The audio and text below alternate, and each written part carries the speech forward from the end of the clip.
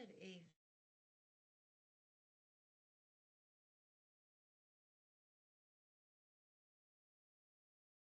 Hello, Lizzie. Hello, how are you?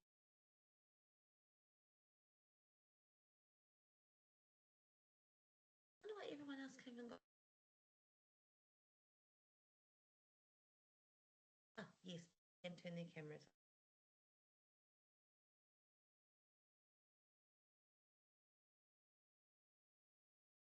That's because I'm talking really quietly, Lorraine Phillip.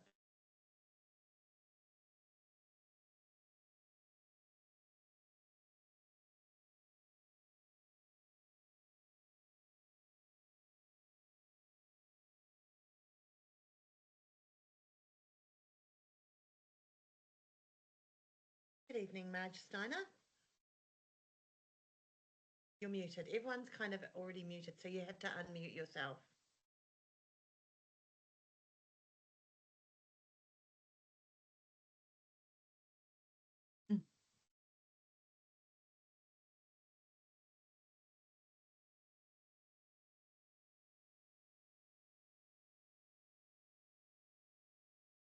Wow, Kelly's got a beautiful background. Thanks, Lorraine. Can you see that screen? So have you. Did that go onto the screen? Anyone? Onto your screen? I can't really see. No, that's not on our screen. Perfect. Lizzie? Okay.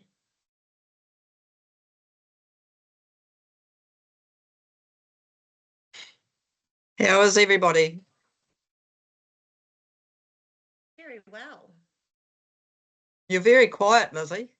I know it's my microphone. I'll come closer and yell at it.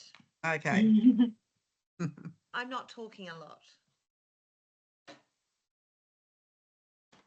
Oh, it's quite humid in the Waikato tonight. Have you got rain? We had 5 spits. There's still dust.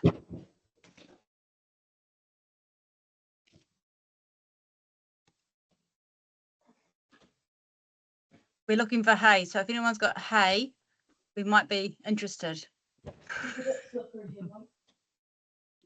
Can you see that screen now? Yes, we can. Perfect. Running multiple screens. We're going through hay. We've got Catherine's going through hay. She's got an injured horse. 6 of horses. So we'll just wait a few more minutes and waiting for our other presenters to come in. So thank you, everyone. Hi Lizzie, it's Sally here. I haven't worked out how to put my camera on yet, but I think I've unmuted myself. Can you hear me? You have unmuted yourself. That's good And so if far. you Yeah. go to the Oh, hold top. on. Here we go. Is this the camera? Yes. Oh, look at that. Hello. You could have just come down the road. Yep. Beautiful evening here on Woodland Road. So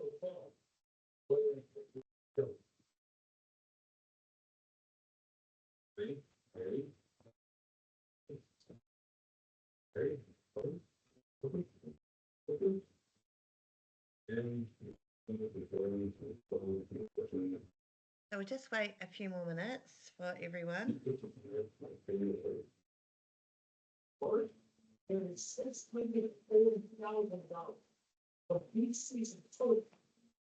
Completely different pony. Completely different.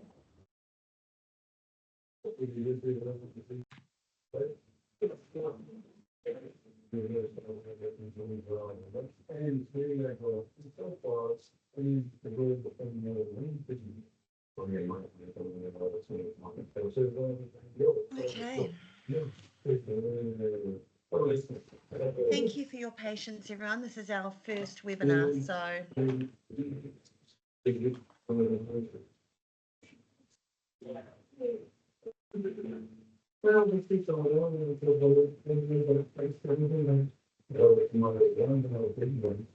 Someone's got the TV on, I think. I think Wendy. Yeah, I just Wendy. shut my door. Oh, sorry.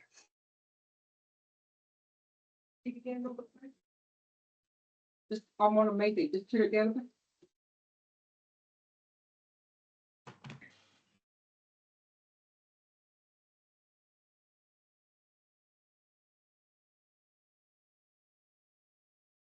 think I can spotlight you well. Oh, do you have to, Lizzie? Just like that. Yeah. Marvelous. I better sit up straight then. We are at 7:30. Yes. Okay, we'll make a start, but hopefully we get a couple more folks join us as we get going. Okay, so welcome everybody. Thank you so much for making the time. This is the first of a number of webinars that the board and the New Zealand Pony Club staff will be hosting. This is obviously an important topic, so I'm excited to see quite a few of you here to learn more about it and share your feedback. We've got a bit of content to get through. I'll sort of be leading the way through it. Lizzie and Kelly will be assisting throughout. But we do want to make sure that there's a good amount of time for questions and feedback at the end. And then we'll let everyone get on with their busy evenings. Can So if I just introduce you, Will, as the board chair, and Kelly and Lorraine here as staff as well, and Bex is in. Thanks, Lizzie. And I'm sure everyone knows who you are, our fearless leader and chief executive. Here we go. Okay, doke. So the Constitution review, this has been underway for, probably a number of months, if not a year now. This has come about from the Incorporated Societies Act change. So some of you may or may not be aware of this. It's impacting a lot of sporting organisations and community groups. Bit of feedback there from Mr. Wilkin. I'm muting you, mate. There he is. So yeah, a number of community groups are impacted by this new legislation. And basically what it means is that we must update our constitutions to remain compliant with the Act. But it also actually presents an interesting opportunity for organisations like ours to have a bit of a think about our future, have a bit of a think about our structure and the way we want to set ourselves up and govern ourselves in the future. So while we sort of have to do this, we may as well take the opportunity to make sure we're setting ourselves up properly. So for those of you who may not be familiar, and I know a number of us have worked across organisations that are governed by these documents for some time, but basically a constitution is the rules for the rules and the rules for the rule makers. So it doesn't lay out everything that an organisation does or how an organisation should operate, but it does provide the framework, the guidelines, and the set of operating procedures that govern the powers and the structure within that entity. So when we talk about our NZPCA constitution, that's the thing that we're talking about, basically drawing the outline for the things that the board's allowed to do, for the way that the members interact and join the organisation, and the way we deal with any disputes that may or may not come up. Okay. Oh, next one. Sorry. If you've got anything to add, Lizzie and Kelly and Todd, just chime in. Okay. I'm going to pass.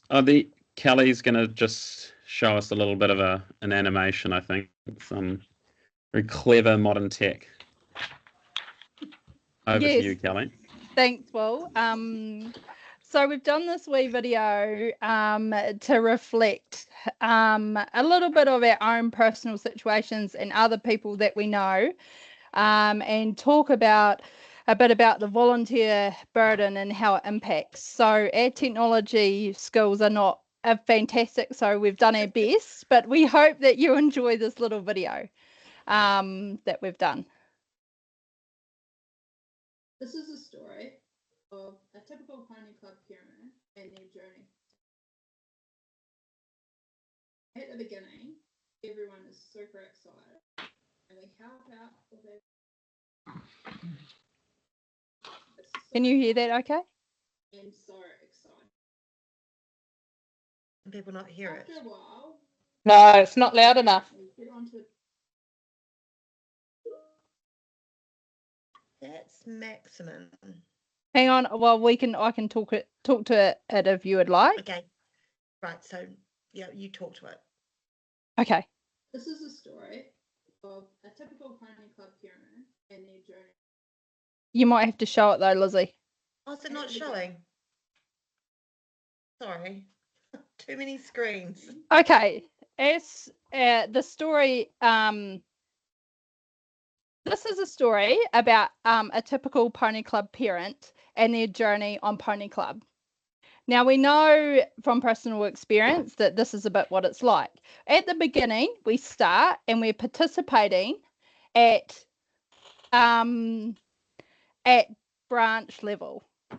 I'm not sure if it's going to go. Yep, there it goes. Our riders start pony club. They're feeling super excited, and it's fun, and we're really enthusiastic about pony club. We help out at the rally, and then the next step is then we get involved onto our branch committee. We're still super excited and everyone is still having a lot of fun.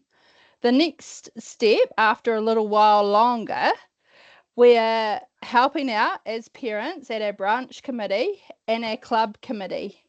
We're still feeling pretty good, though we're starting to feel a little less enthusiasm, though still manageable, and sometimes this is impacting on our rider and our ponies a little bit. The next step, we're helping out at 3 committees, branch, club, and area. We're starting to enter into dinosaur type mode, in a panic, rushing around, trying to get everything done. Our riders are not happy because we're not supporting them enough because we're too busy attending meetings. It's no longer that fun and potentially no longer that sustainable either. And so what happens is we don't enjoy it, we lose enthusiasm, we're exhausted, and the next step is we leave, or we step down, and it's not a sustainable model for New Zealand Pony Club. So that's our little video. I'm sorry that you couldn't get the speaking, but that's all good. And sorry Thanks, about Kelly. sorry about my technological skills. It's just there it goes. Sorry. No, what's now? Now. Awesome. I think the live commentary was better anyway, Kelly. Stellar job. Thanks, Will. Thank you. So we talked about before, the constitution that we must update. Now that's got a number of impacts across our kind of documentation framework. So the NZPCA is governed by a number of different documents, and they sort of cascade in order, as you can see in the graphic on the left. The kind of overarching document is the New Zealand Pony Club Constitution. Underneath that, you've got area constitutions, club constitutions, and branch constitutions. All of those entities are actually members of the New Zealand Pony Club. And if you look through our current constitution, it describes those different types of memberships and the way that they join and interact with the governing body. There's also the general regulations, which are basically like our bylaws, which describe in more detail the way that events are handled, the way that disputes are handled, the way that our entities alongside it, so our areas, clubs, and branches, operate at a more detailed level. But they all roll up and sit under the New Zealand Pony Club Constitution. Now, all of this needs to be updated to be compliant with the new Incorporated Societies Act. So, in a very kind of brief summary, these are the key milestones. We'll talk in more detail at the end of the presentation about sort of the next steps in a month-by-month view.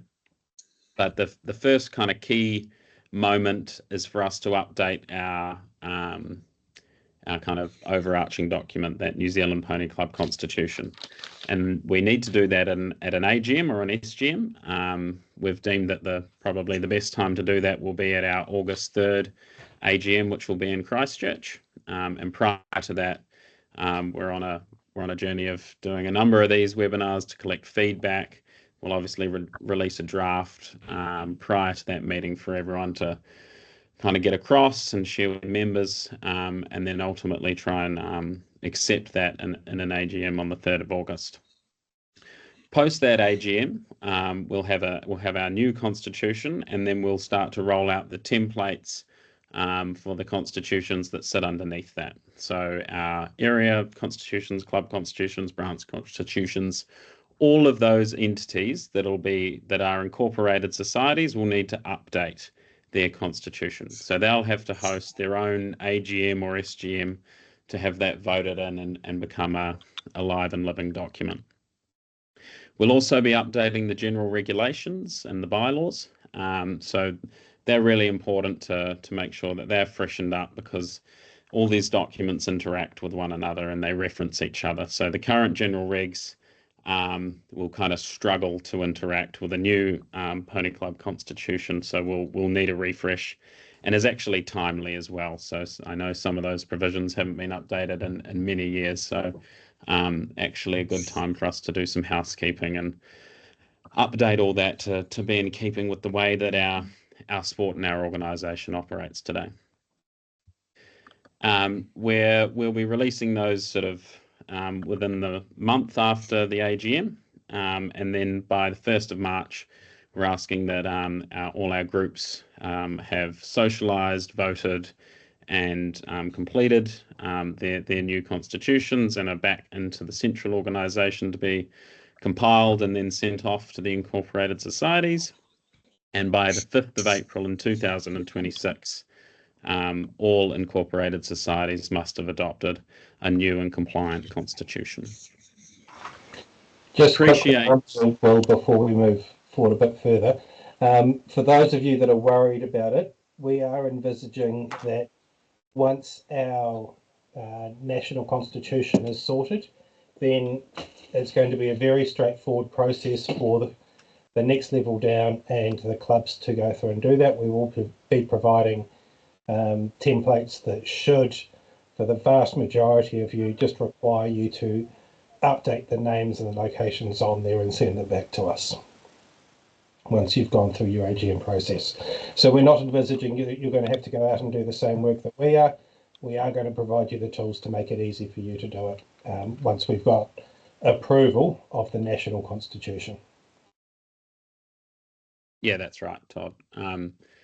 We don't expect it to be as onerous as the exercise that NZPCA are going through for our kind of overarching constitution, and we certainly will invest in making sure we've got resource available to kind of compile and collate these, make sure that they're checking all the boxes when you send them back to us, and obviously providing you guys an easy to use template at the outset. Next one. Please.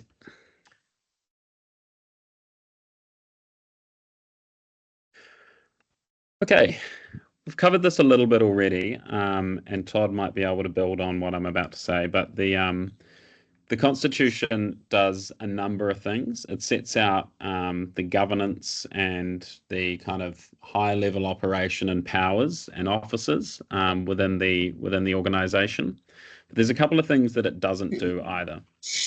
It doesn't govern the way that our areas and clubs and branches work as individuals. That's governed by their own constitutions, which we just talked about needing to be updated as well.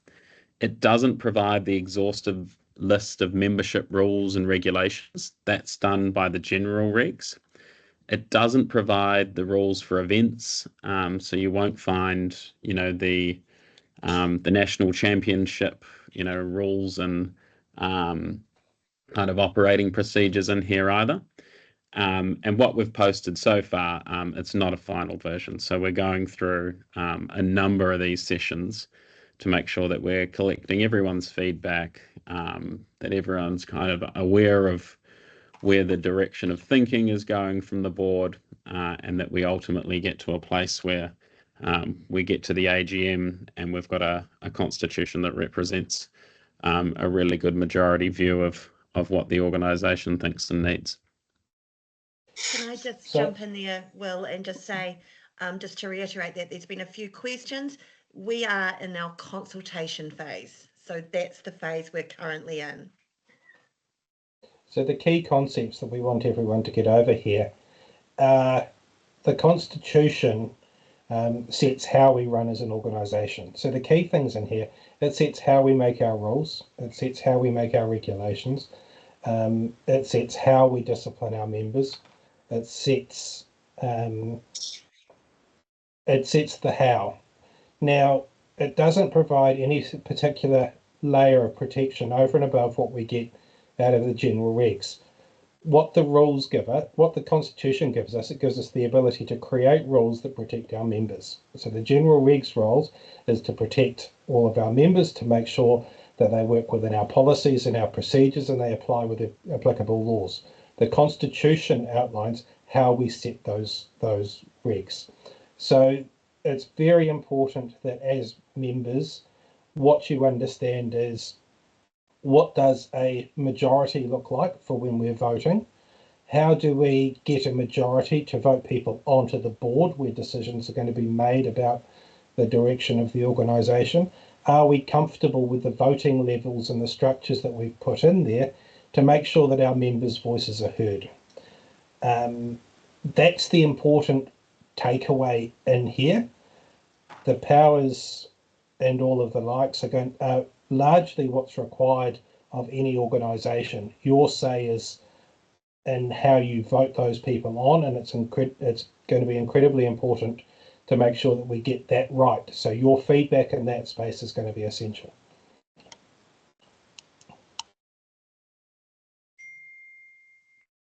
Thanks, Todd. Let's move on to the next one, please, Lizzie.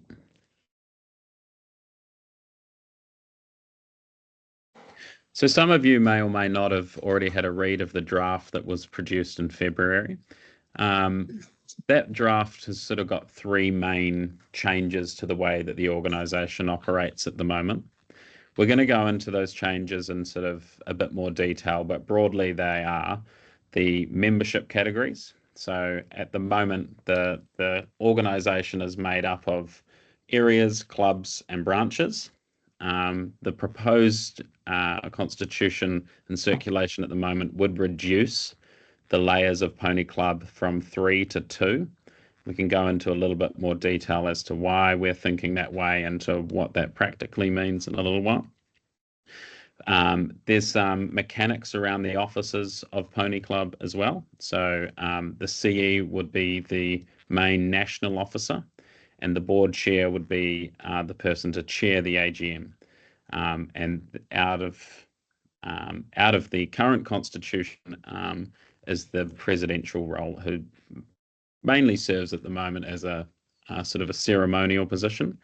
David, in his current role, is absolutely doing a fantastic job, and the board are fully supportive of the work that he does. But in consultation with David and with Wendy, the vice president, we're looking at kind of doing away with those roles and putting some responsibility back onto the board and the CE, and also looking at how we might be able to leverage our patrons in those roles to perform some of those more ceremonial tasks.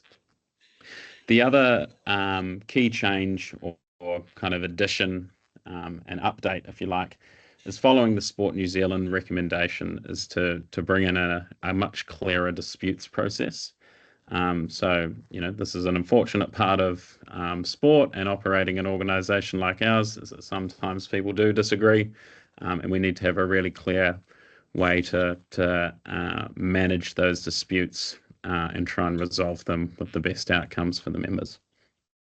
So those are kind of the three key changes that's out there in the draft at the moment, and we'll go into a little bit more detail.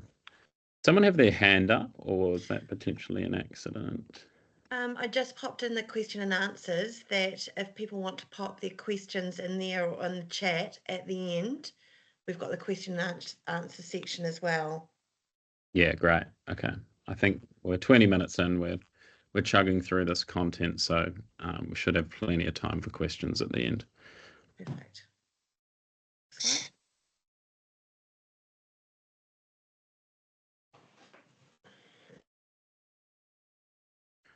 All Sorry, righty. the Q&A function is not active, Lizzie. It's Oh, when you so press on it.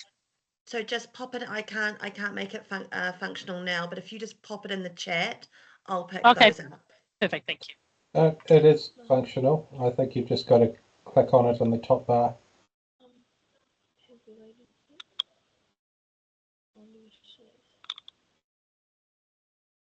All right. We solved on that one. If it's not, just pop your hand up. I'll pop them in the chat. Thanks, Lizzie. So when we talk about the layers of Pony Club, Lizzie, I'll get you to pick up on this because you're living and breathing this every day. But at the moment, we've got the central organisation, so that's the New Zealand Pony Club. We're on the board of that. Lizzie's the chief executive. We've got the areas who you're all familiar with. They compete at Pony Club eventing champs. You've got the clubs. You do have some clubs without branches, which creates a little bit of confusion for people who are not familiar with the concept. And then you've got your branches, and that's where rallies are performed and people come together to do Pony Club activity. Yeah, I can jump in here. I think it's really important to understand that in the clubs, we're talking about clubs and clubs without branches, because the numbers of 87 clubs and 138 branches under this proposal doesn't merge and equal the same numbers, because of course when you're thinking about it over here in our examples, so we used Clyde Pony Club, which is a branch, so we'll start at the bottom, which is a branch of the Central Otago Club of the Otago Southland area under New Zealand Pony Club. So Central Otago has 4 or 5 branches underneath it. So they are our branch levels. Whereas you'd find that more and more today, there are clubs without branches within each area.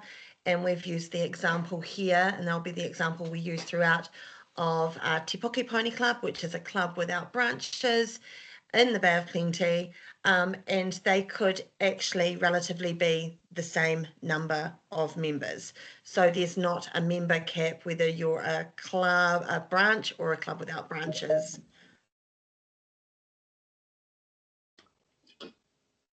And we've got, as Will said, 15 areas. And each area has a different number of clubs underneath it, and the structure in it is completely different. Cool. So I think everyone should be pretty familiar with their area and certainly their branch or their club without branch. So that's the place where you go and attend a rally and hang out with your Pony Club colleagues. But there are different ways that different areas have kind of organically created their own structure over time. So there's a number of complexities that we have to deal with while we're trying to unpack this. Let's move on, Lizzie. Here we go. Cool. So I'll just talk briefly about kind of the concept that we're talking about when we're talking about taking a layer out of Pony Club, because everyone kind of comes from a different context, as we've just discussed in the previous slide. So if we strip it back, we're trying to be really member focused when the board are looking at this constitution. So one of the things we did was go out and sort of survey the areas where we came from, and then talk to the lot of you when we're forming together our draft. And it became quite clear that, if you want to be member centric, you've got to make sure there's a real focus on where the members are performing their activity. And it was pretty clear to us that that place is at the kind of grassroots, at the branch level at the moment.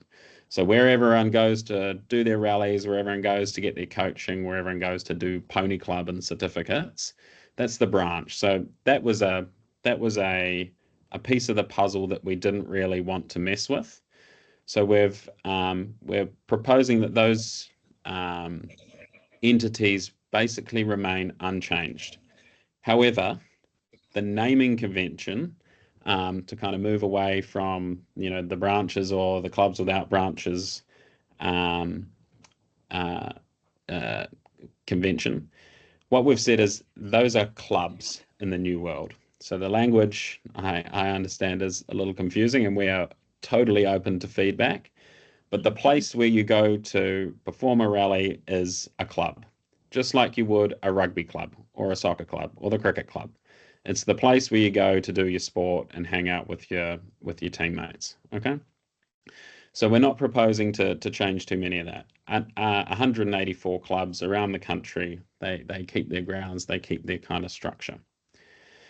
Now, when we roll up above that, so at the moment we've got the clubs and the areas on top of that, but the thinking that the board has come to at the moment is that there really ought to only be one administrative layer above all those clubs.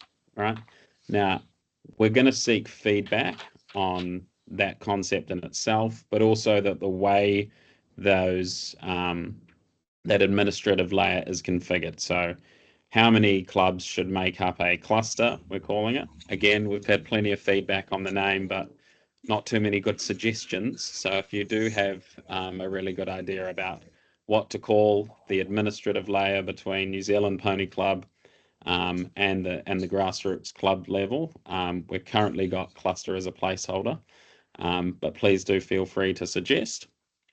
That's the structure that we're suggesting. Now, how many clubs are in or part of a cluster will depend a little bit on the way that each of our areas are configured currently. We know that we've got a whole different bunch of pony club setups across the country.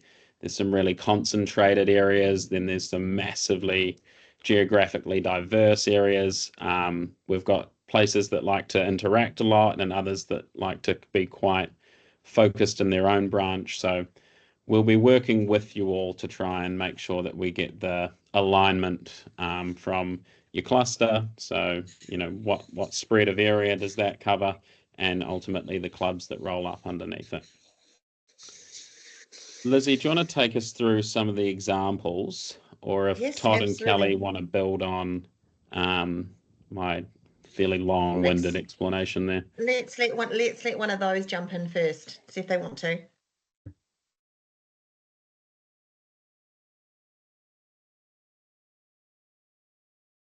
I think they're good. Okay, so basically with our examples of our two selected clubs, Clyde and Te Poki, before when we saw that Clyde had two layers above it, and now they would either be going to their cluster, names still to be confirmed, so suggestions please, would either, we just did some playing, Kelly and I, because she is from Clyde, and we looked at it and went, okay, you know, what could it look like? Could it be a Central Otago cluster, which was basically a group of clubs geographically located, but not right next door to each other?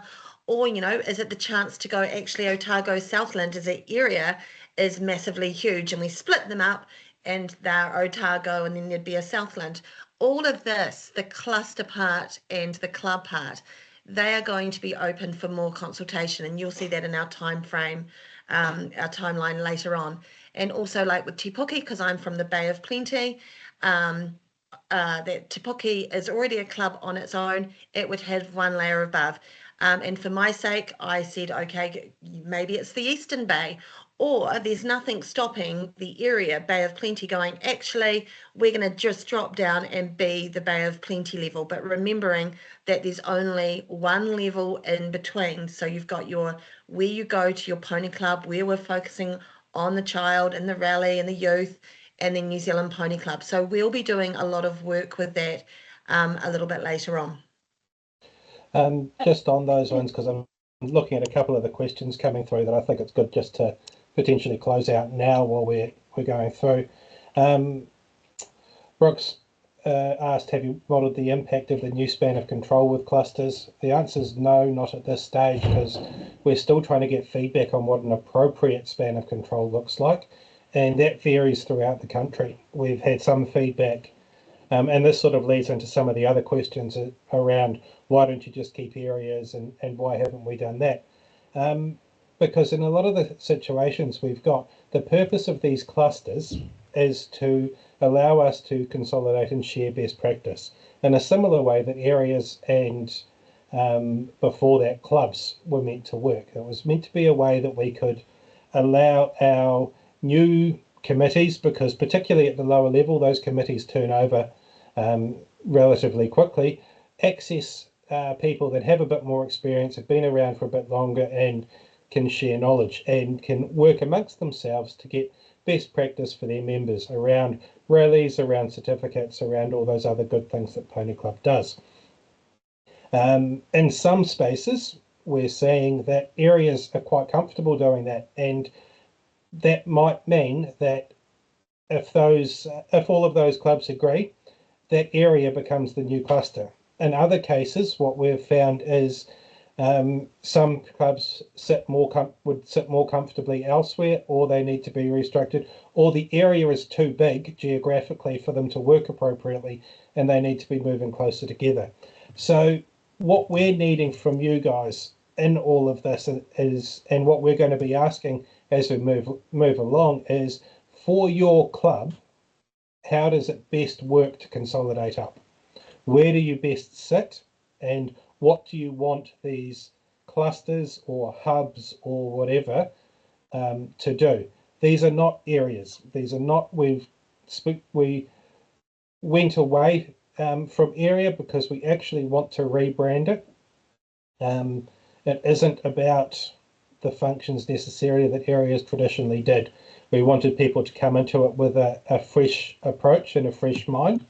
So we consciously chose to not use existing terminology.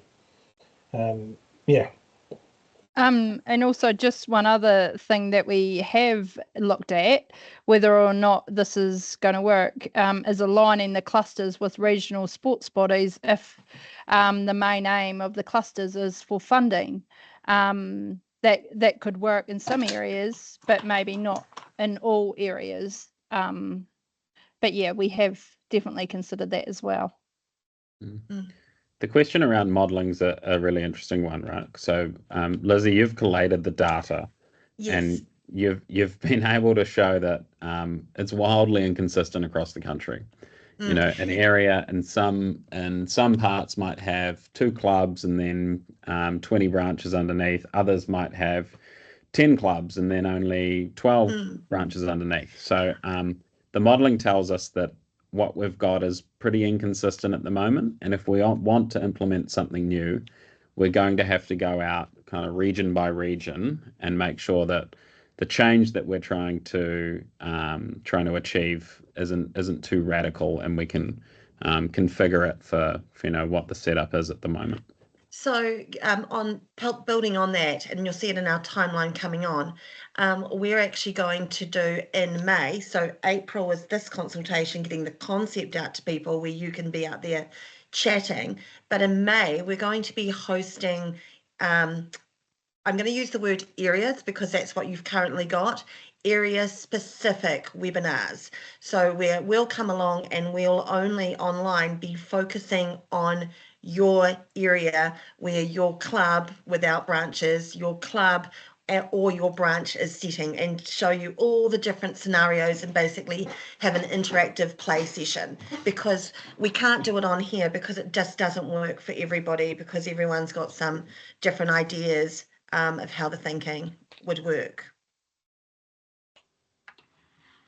Saw a love heart there, Lizzie. Sounds like your and Kelly's initiative is well on the way to being successful.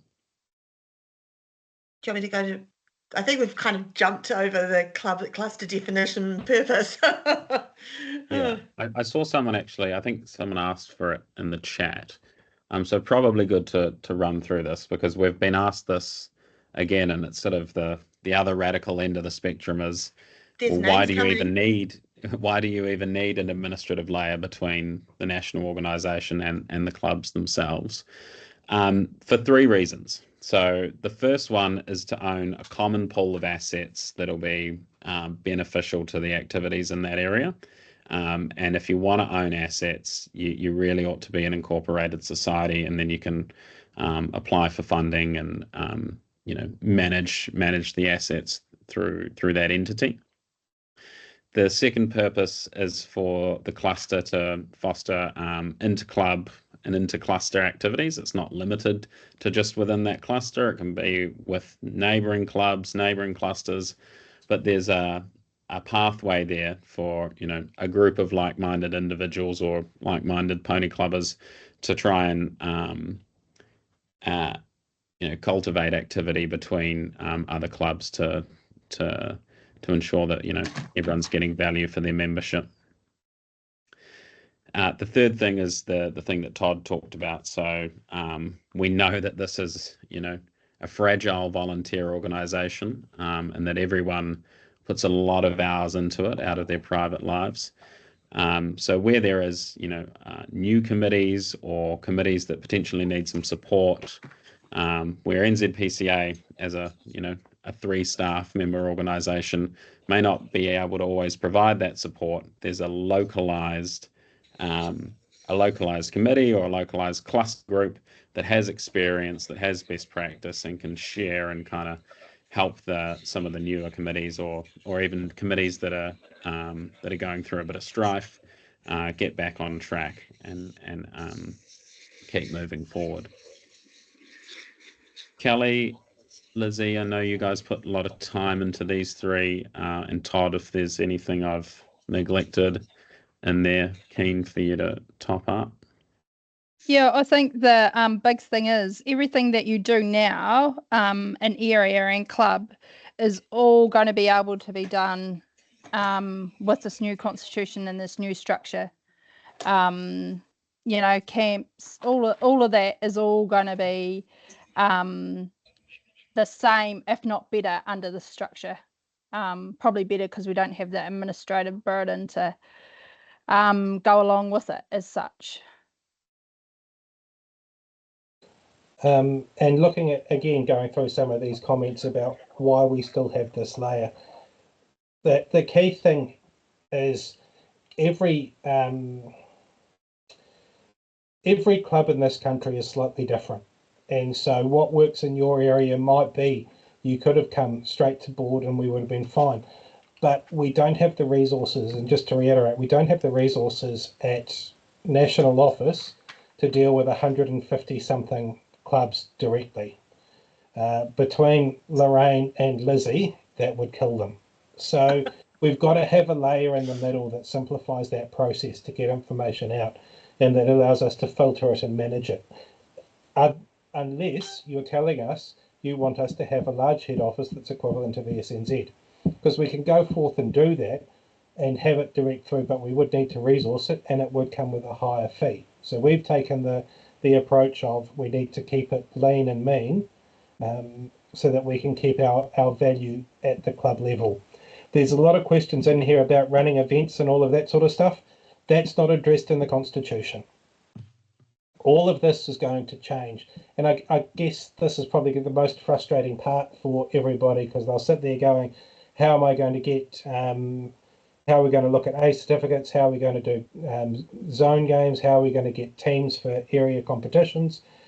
That's all going to have to change. Now, that's going to be a challenge. There is going to be we've got a lot of work around writing our general regs and our competition regs, but there's nothing in here that says that you can't have an administrative area that is not an incorporated society that facilitates those run through the general regs. So a selection of people, a selection of clubs get together and still select teams or the likes out of those. These are all items that will be up for discussion. What we need to keep our focus on is what do we need an incorporated society to do? And fundamentally, you need an incorporated society if you have to fundraise or if you have to own assets. There's a comment there about splitting assets and everything else by area. That's all going to be up for discussion after we've decided what that structure looks like. We can't make decisions on any of these items until we've landed on a structure. Can I just add in there, Todd, that I've been lucky enough in this role to travel around to many events, and I've seen amazing events organised by areas like that have helped host our national events. I've also seen amazing events held by clubs and amazing events just run by branches. So I know that it's actually about the people that are around you that run the event versus what layer of the organisation you are in.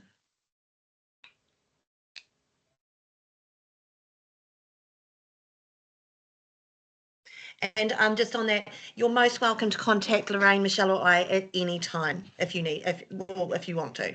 The next one. I think so. You did make it prettier. So basically, we've just got decided side by side that you can see what the current layer would looks like under the current constitutional structure of New Zealand Pony Club, with the 4 layers down to Clyde and the 3 layers to Bay of Plenty, and what it would look like being under the 3 layers with the cluster, hub, zone, what name we're going to call it. But the whole idea was when we first put it out, people said, oh, you're getting rid of branches. No, we actually wanted to focus on where your riders go to Pony Club first. Thanks, Lizzie. So we're coming to the end of the discussion on this layer change. I think the couple of important things to take away from what has been quite a busy presentation on it so far. Oh, sorry. This is a Sorry. story of a pony club. You're Sorry. right. Clicked the button. Didn't You can mean just to. tell me if you're sick of listening to me. Any journey. Oh. Thanks. So a couple of really important things. One, we're trying to maintain the grassroots level, so the place that where everyone attends a rally. The second thing is we're not getting rid of an area, we're not getting rid of clubs. We are creating one administrative layer between the New Zealand Pony Club and the place where everyone goes to a rally. The third thing is that we don't have all the answers on how that will be configured, and we're in a consultation process at the moment to work with you and your local pony club friends to go, how would this work for me and my geography?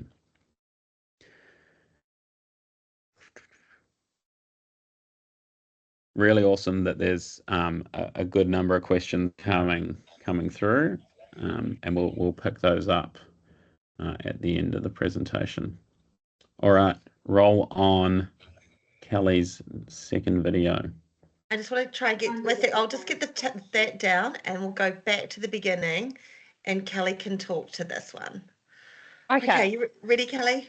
Go. Yes, I'm ready. So this is a journey of a pony club parent under the proposed constitution with the 2-layer system. At the beginning, obviously, we participate at club, and yeah, it's all happy days. Everyone's feeling really good.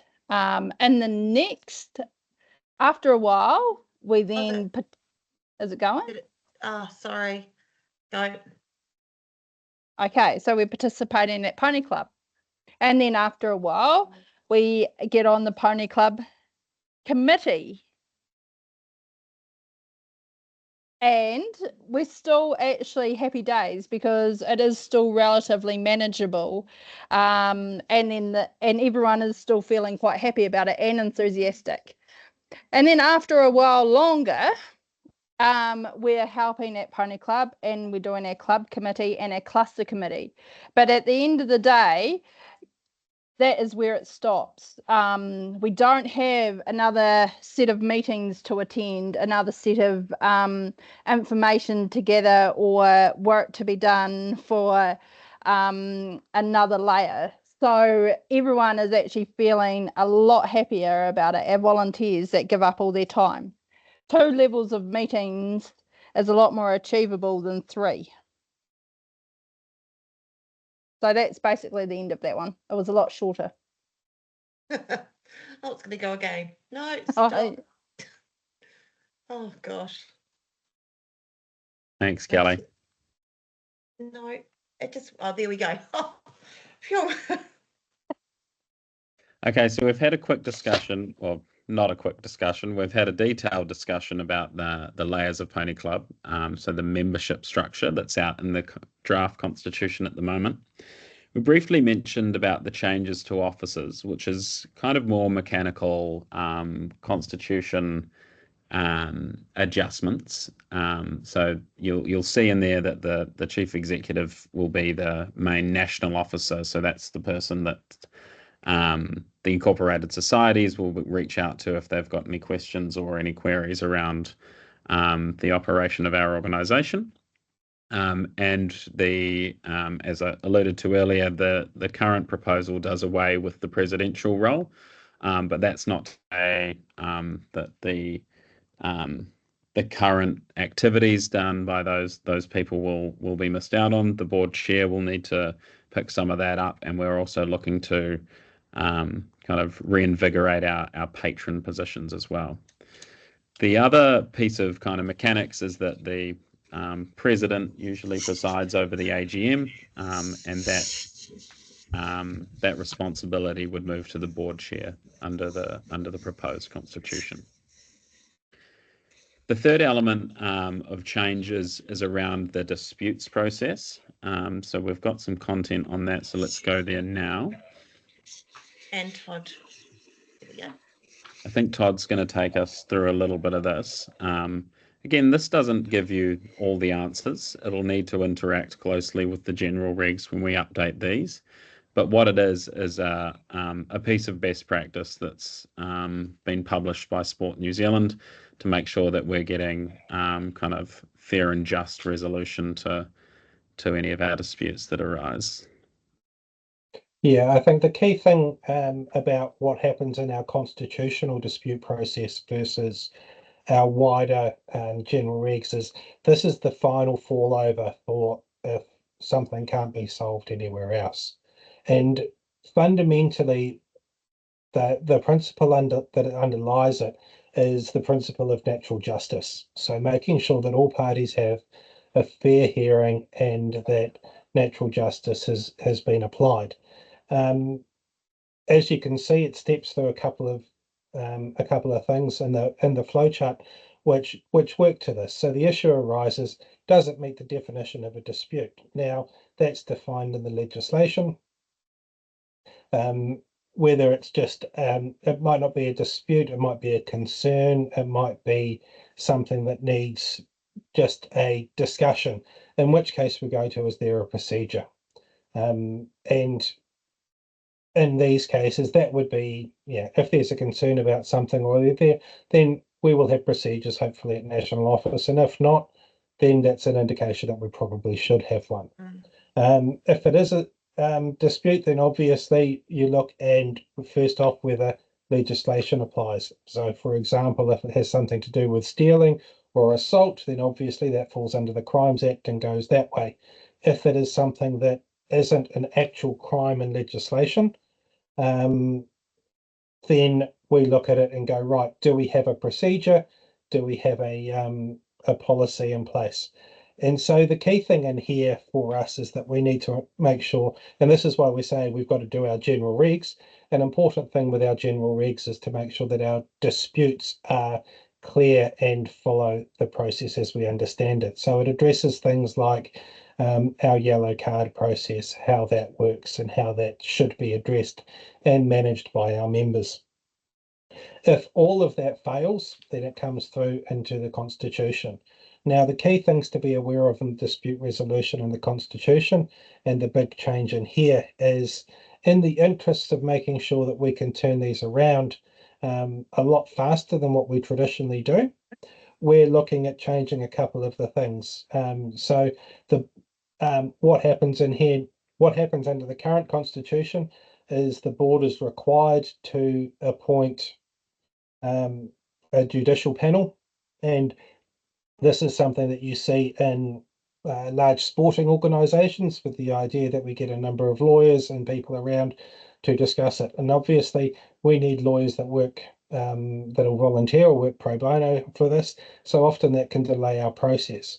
One of our big changes in here is that it's looking at appointing appropriately qualified people. The board can just appoint those people, so they don't necessarily need to meet those requirements. They do need to have skills in mediation and dispute resolution, but they don't necessarily need to be qualified practicing lawyers to meet those requirements. We've also adjusted the escalation procedures, basically say there should be no reason within NZPCA that you should need to go to Sport New Zealand and have a full tribunal, a full hearing at the sports tribunal. So the final fallover of all disputes once they get through our process per the constitution is a decision by the board, and that's where it stops. And that stops us from potentially getting tied up with lawyers and legislation as things are defended in the sports tribunal.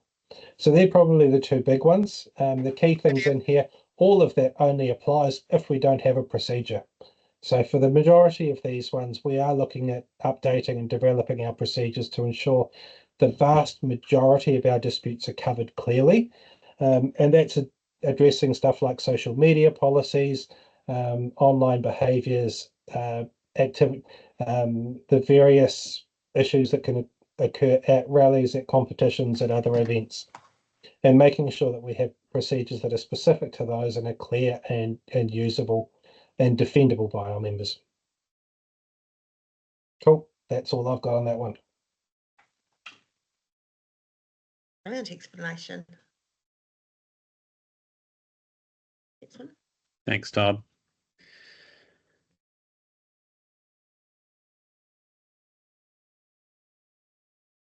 Okay, so that is bringing us to the close of all the content that we had prepared. I appreciate it's a bit of an information dump, but a good place to stop before questions, Lizzie, is I think the kind of month by month view on how do we get from here to April 5, where we need to have all this updated. So if you could just step us through, then we'll Q&A in the chat, and then we can have a bit of an open house town hall style if people want to ask questions. Perfect. So we sent out the draft constitution in February, and it was definitely a draft, and that was the opening of our consultation phase. So now we've got the webinars and we're wanting feedback.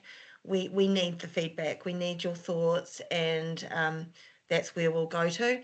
In May, as we discussed, that's where we'll be having consultation, but it'll be focused on the area and the region, but anyone can come along. So you could come along to all 15 if you wanted, but each one will have a different focus. So it will be the Bay of Plenty focus, the Waitemata Rodney focus, the King Country focus, the Otago Southland focus. And that way we'll have some modelling up to date, and prior to that, if you've got some ideas, send them to us as some base starts.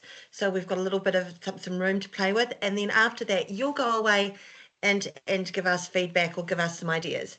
In the 5th of June, we're having a board meeting, working on all of the feedback, all of this consultation, with the aim that on July 1st or thereabout, going out with the AGM agenda, the AGM, everything to do with the AGM will be the finalised constitution for voting at the conference. Now, just a little plug for conference. Remember, every club or club without branches currently is constitutionally meant to attend the AGM conference. And the conference this year, we've got a national forum on the Friday, not an area forum, a national forum, and then we've got 2.5 days of full workshops. No, sorry, 1.5 days of full workshops and the voting of this constitution. Straight after the constitution vote on the 3rd of August, we are going to be sending, hopefully, voted on our national constitution into the incorporated societies to be accepted. There is no point us working on the next stage until it's been accepted, but I know that Todd and his team will be already drafting up the cluster and club constitutions. We will get the templates all organised. Now, I've had a lot of people emailing me. You're getting emails from the Incorporated Society. I've responded to so many emails, sent out a blanket email. You do not have to do anything. You do not go and put your constitution in now. We are giving you a template because you have to actually vote on it at a special general meeting to approve it. Then in November to March, we're going to get you to actually send it to us, because we have to check that it does follow the templates that we have approved. So that is going to take a little while. So that's why it's open November to March. And they'll be back to you for you to put in as your deadline. I would suggest the 4th of April at the latest. And that is the timeline. Awesome. Thank you, Lizzie. Just one thing on there. I would appreciate it if you don't all leave it to March. The board are going to struggle to review 150 plus constitutions and get an adequate turnaround in that time. So if you can, what we are going to try and do for you, we will give you the templates of the constitution. We will give you the formats of the appropriate minutes for your SGMs to approve them. We'll give you all of the processes that you need to go through to make sure that you can just send it to your members and then tick box. We will tell you how many people you need to have a quorum and to vote on those. So we're going to try and make it as easy as possible for you to turn this around as quickly as possible, with the idea being that hopefully you get it back to us as soon as you can. Okay, questions and answers time. Cool. So we've got the chat and the Q&A running. Lizzie, do you want to take us through and just... Todd's been doing a great job of that, haven't you, Todd? So the first one on there, I think, Ashley, just to reiterate your one on there, feedback from today sent to a specific place. Absolutely. Lizzie will be really keen to hear your feedback. So if we can get everything to the chief exec at nzpca.org, any feedback you have, and that's from your areas, from your clubs, from your branches, whatever you're getting through, if you can consolidate it, great. That'll mean that there's fewer emails. If you can't, and that's what comes through, then anything is better than nothing.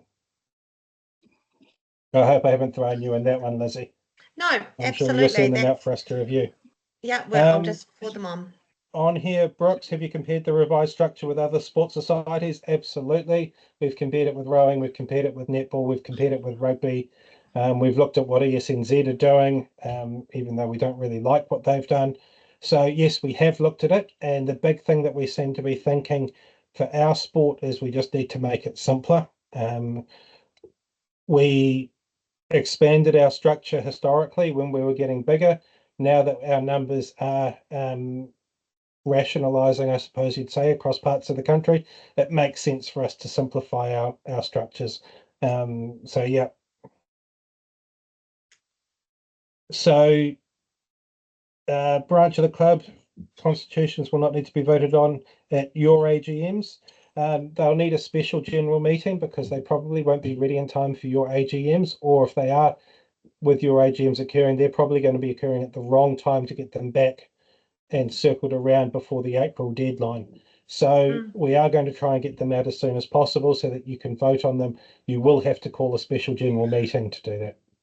I know there's people yeah. in this room that did the 2011 constitutions, and a lot of those were through SGMs because I was sitting around the table as a DC at the time. So it's just like that, guys. And just to clarify, general meetings and special general meetings are different types of meetings as well. Yeah, so an annual general meeting versus a general meeting versus a special general meeting all have different rules. The templates that we will be providing to you will be on the assumption that you'll run a special general meeting, which will be a specific meeting just for the approval of the constitution. That allows us to get around some of the notice requirements and everything else that will normally fall in those bases. Is it possible that some current clubs will become clusters if they have a large number of branches under them? Yes, potentially.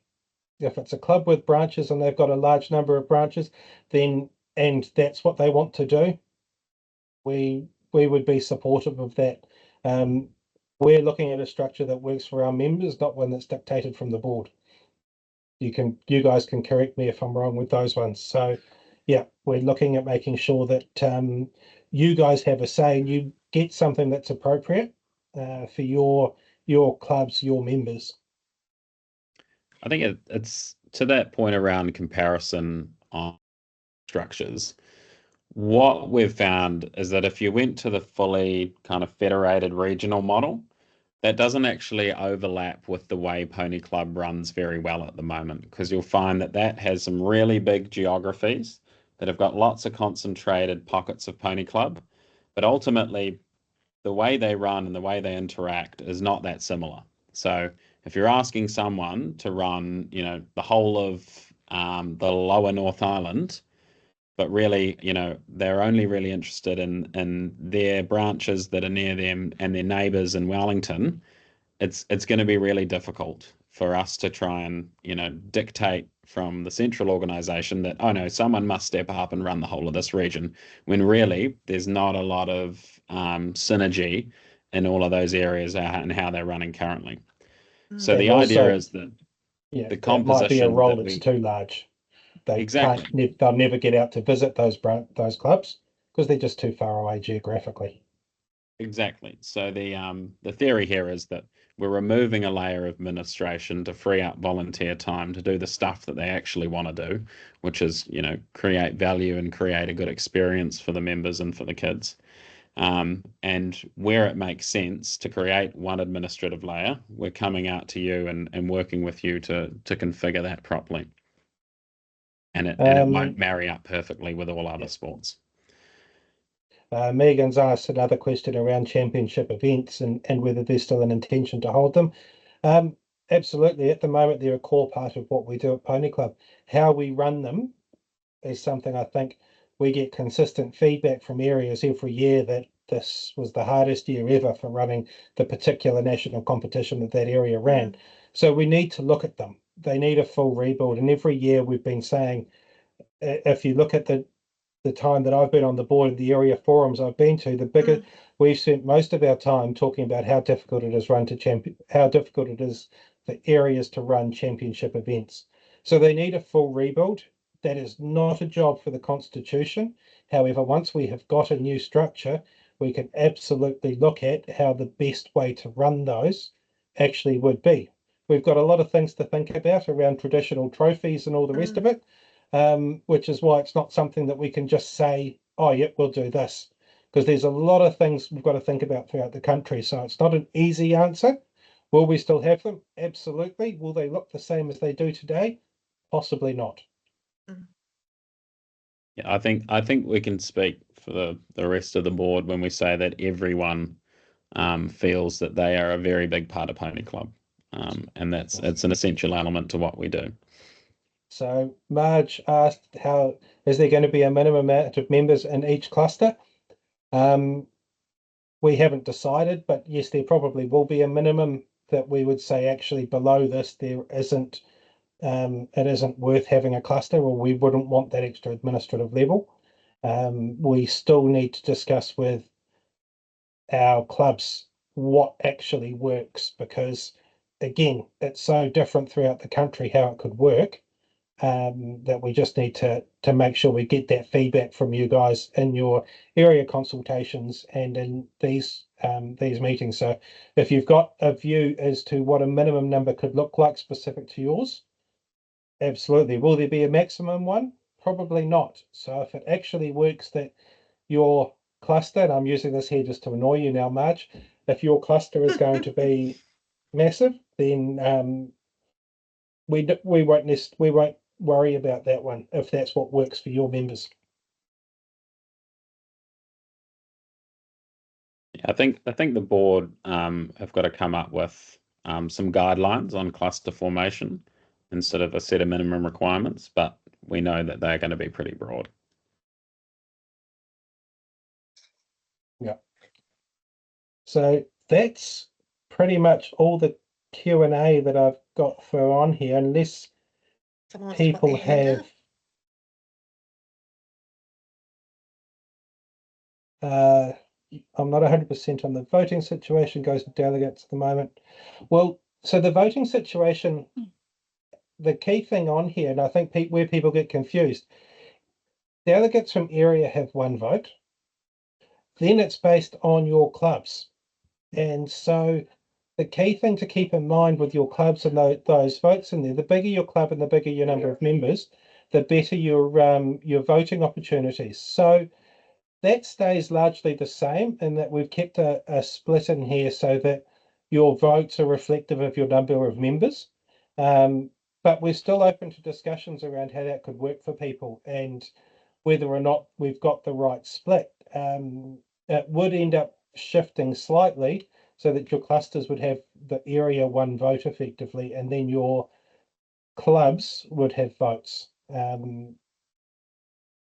And are you going to realign the support model to the new governance structure?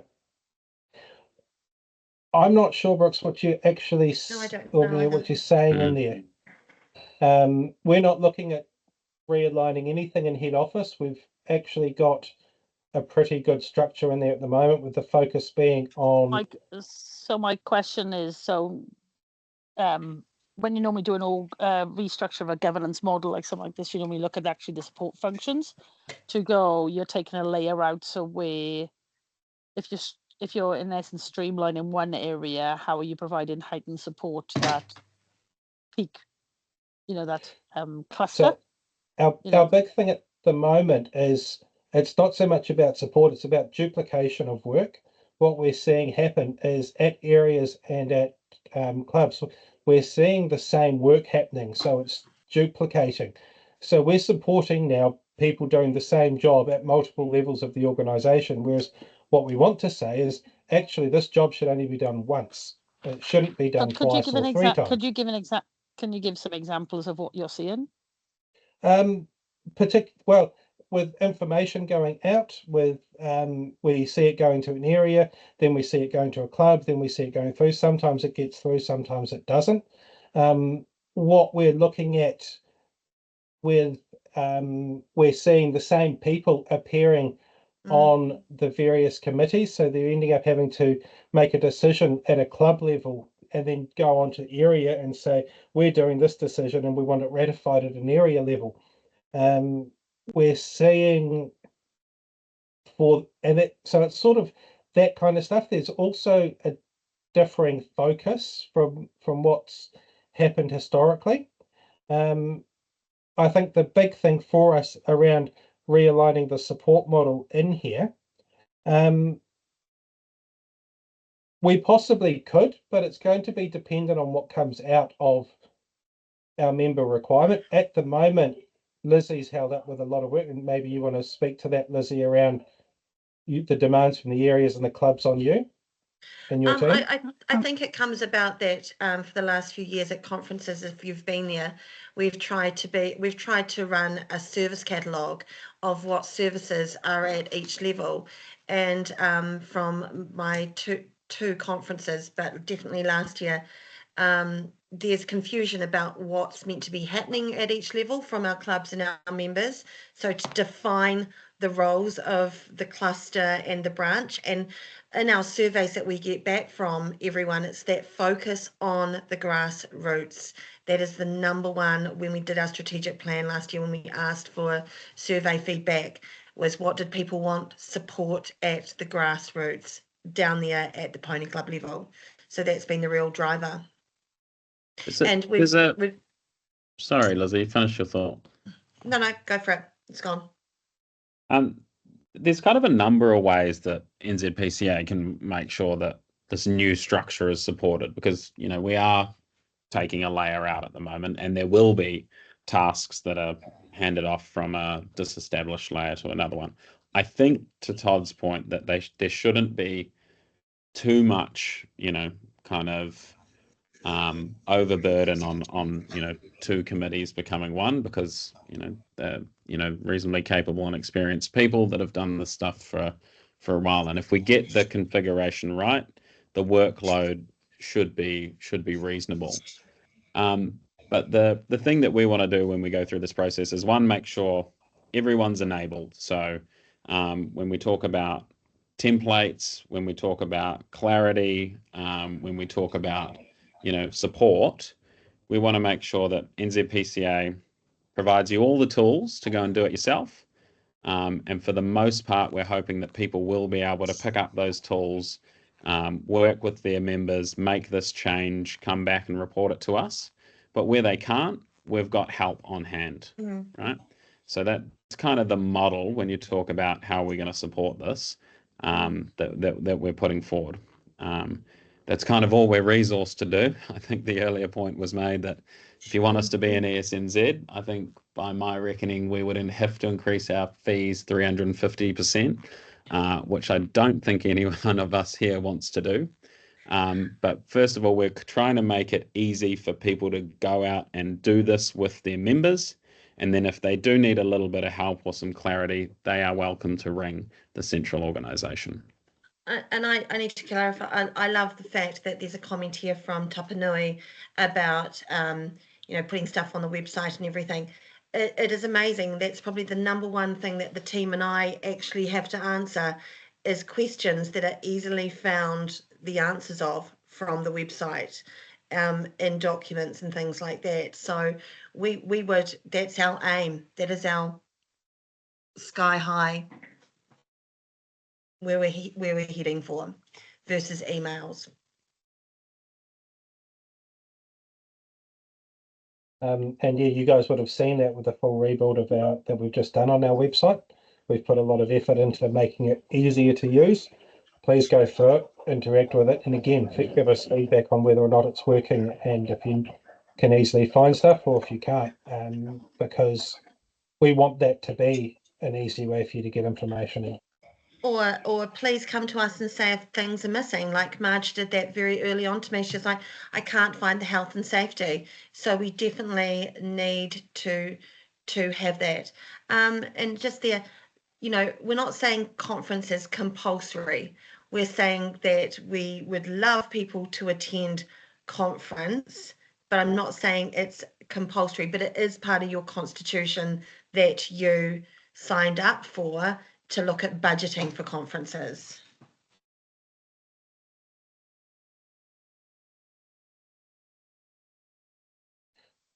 And one thing we are looking at as we move forward, and Mary, you've just asked this around postal vote, we are updating the constitution to allow electronic and it's already an mail option. So you can already vote. So if you've got those in there, then if you're not going to attend, I have to say we put a lot of time and effort into it, and we try and move it around the country so it becomes affordable at least every second or third year to areas they don't have to travel quite so far. But if you can't attend, you're missing out on some massive learning opportunities. But we would like you to vote. We would like to hear from you. So please follow the procedures, submit an electronic or a postal vote in, make sure that you have been heard, because that's incredibly important to us, that you're heard in this vote, in this process. I'll just follow up on that. So in the last 2 years that I've been in this position, we've had 2 postal votes from all our clubs and areas both years, and it's definitely advertised. But I love the fact that you're here and you're hearing that you can do that. Unfortunately, we do not have the capacity, a small team of 2.5, to do Zooms or Teams at the AGM. We just don't have the technological capacity as well as running an AGM. We also want to keep the cost down, and it is very expensive for us to set up that sort of facility and have it working in a way that allows people to be heard and to vote. it's not as simple as people think, and it would significantly increase the cost to make it almost non-viable for us to run them. Yeah, so that's it, that you can have your say, you can vote at the AGM. If you are coming along to the conference, we have made it practical workshops that you will get a lot out of, a lot of choice about running your club and branch. Oh, sorry, your club. And if you've got any ideas of stuff you'd want to see at conference, please let us know.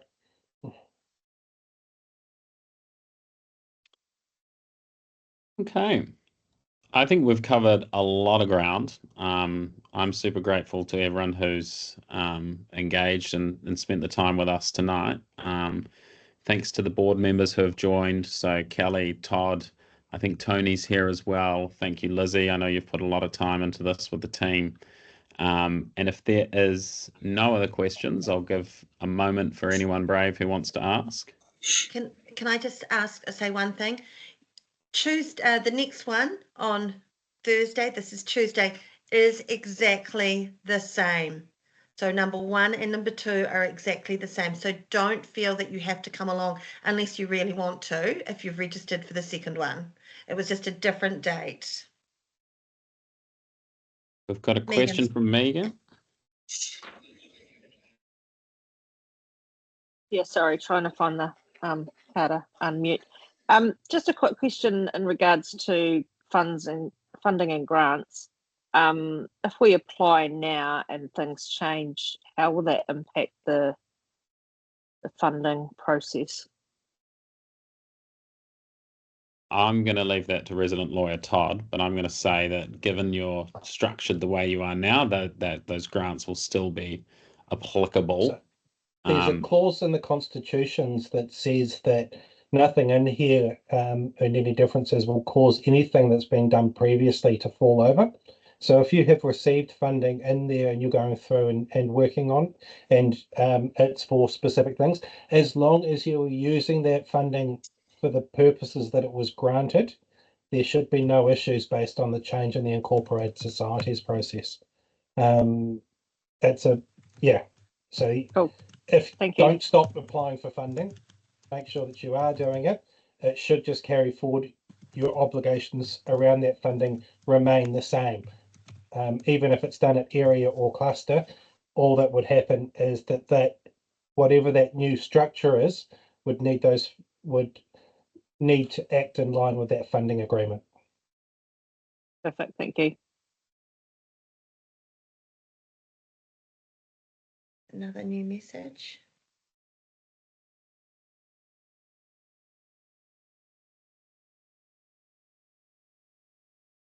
Absolutely. Alright. Thank you for taking the information back to your areas and your clubs and your teams.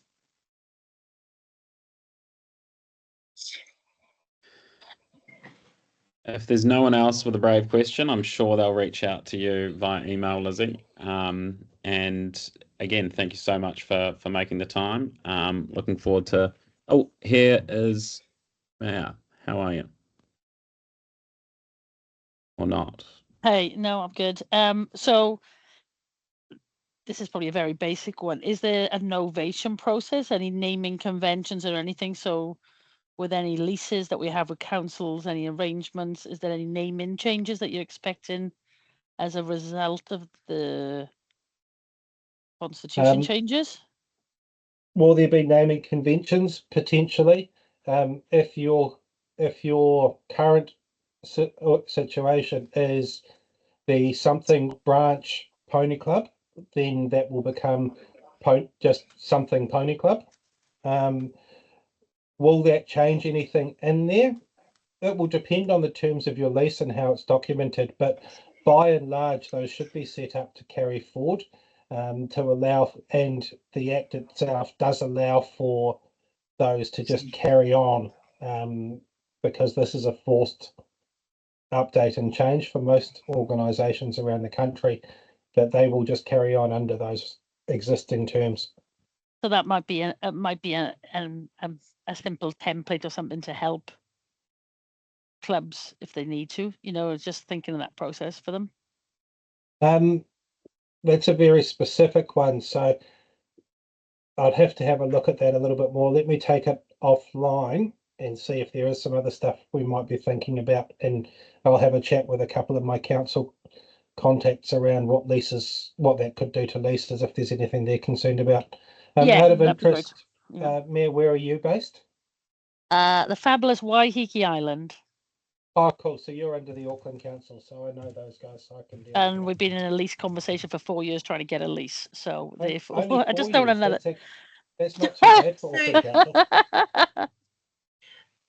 If your branch becomes a club and they're currently strong and you decide to stand alone, I assume that you'll probably keep your name unless you want to change it. I have no clue at this moment, to be honest, Lizzie. Okay. So I'm just like, Okay. I'm just trying to think of the novation. Imagine what you could be. Yeah. But yeah, no, I just was thinking of any novation and things. This is just what I do for a living as well. So I'm just thinking of novation of things, macro things that might help other clubs, you know. And Marge, your question there, will the question and answers be going to the next webinar on Thursday? We are collating all of these, so Lizzie's doing transcripts up now. We're going to be pulling together a wider Q&A document that'll go out, that we'll keep updating, that will have these sorts of questions and our answers on it, summarised down for our members. Yeah, so I think that's 100% right, Todd.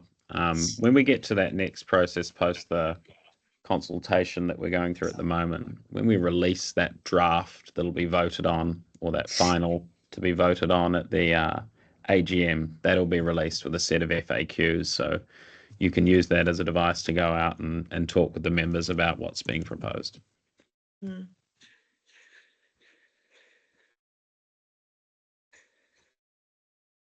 If we haven't answered your question, pop your hand up now. Or send it in an email to Lizzie and we'll answer it offline. Yeah.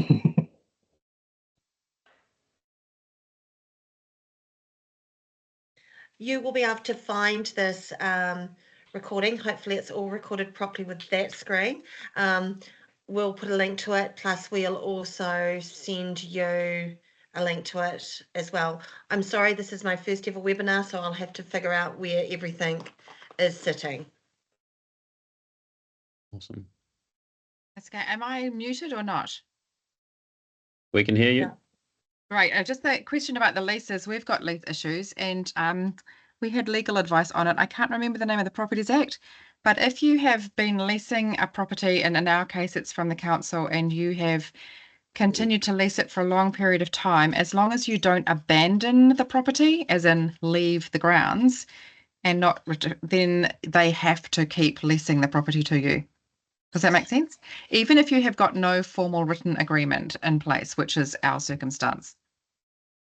That is correct in there. The big thing that changes on there and where Auckland's coming through is they're slowly changing the uses on their grounds and they're updating those agreements, which may see some people with those new agreements moved off. They don't have to do them forever. They just have to put a lease in there, do it for a year, and then say, right, that's the end of that lease. They can also update the charges associated with it. And the big one that catches a lot of our members out is what was generally either a free or a token lease, all of a sudden becomes a $5,000 or $10,000 lease that can't be supported by its members. So those are the alternatives that I'm noticing, particularly in the Auckland space that the council's doing around pony clubs, and we're in a lot of discussions with. So that's the issues that I think it's Mayor is dealing with at the moment. Okay. And that's why I'm saying it depends on the council. It depends on the area of the country. We can't give generic advice because it is so specific and each council is doing it differently. Okay, cool. All good. Todd, I might reach out to you separately if that's possible, because we're getting to the pointy end of this. And Maya, maybe you and I need to have a discussion about this too. It's Alison here. Hi, Alison. Thank you, Alison. So from here, we hope that you go out and tell other people to come to our next webinars.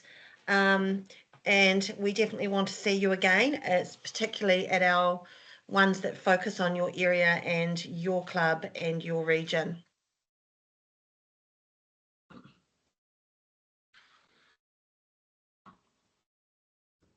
Thank you. And thank you all. So I think we'll call that a wrap with 6 minutes to go.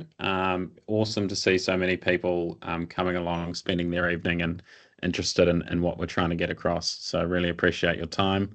Looking forward to touching base with you again as we progress this. Enjoy the rest of your evening. Thank you so much. Thank you. Matiwa. Thanks, Will. Thanks, everyone. See you later. Thank you.